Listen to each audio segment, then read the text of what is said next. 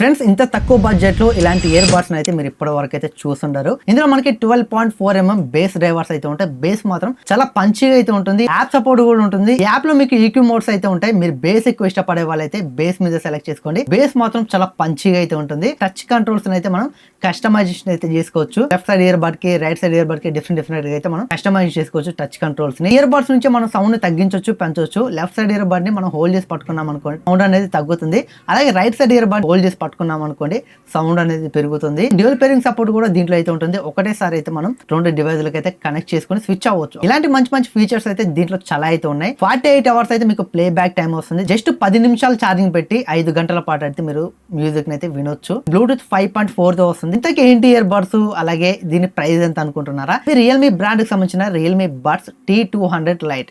వీటి ప్రైస్ చూసుకుంటే అమెజాన్ లో కేవలం 1300 అయితే వస్తుంది.